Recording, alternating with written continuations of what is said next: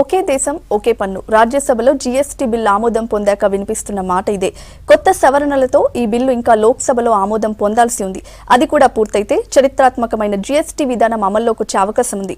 స్వాతంత్ర్యం వచ్చాక దేశ చరిత్రలోనే అతిపెద్ద పన్ను సంస్కరణ విధానంగా జీఎస్టీని చెప్తున్నారు. ప్రభుత్వాలు, పార్టీలు, కార్పొరేట్లు దీని గురించి చాలా గొప్పగా చెప్తున్నాయి.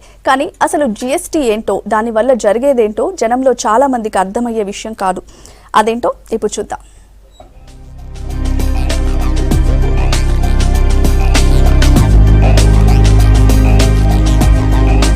జీఎస్టీ అంటే వస్తు సేవల పన్ను.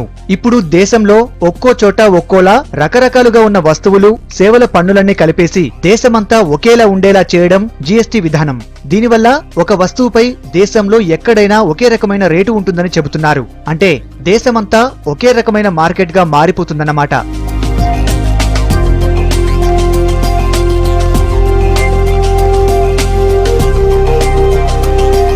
వస్తువు తయారీ మొదలైనప్పటి నుంచి చివరికి జనం చేతికి వచ్చే వరకు దానిపై రకరకాల పన్నులు, సేవా పన్నులు కలుపుతూ ఉంటారు. ఇప్పుడున్న విధానం వల్ల ఒకసారి కలిపిన పన్నుపై కూడా మరోసారి పన్ను కట్టాల్సిన పరిస్థితి. దీంతో వస్తువు రేటు మరింత పెరిగిపోతోంది. ఇవన్నీ లేకుండా కొత్త జీఎస్టీ వల్ల ఒకే రకమైన పన్ను ఉంటుందని చెబుతున్నారు.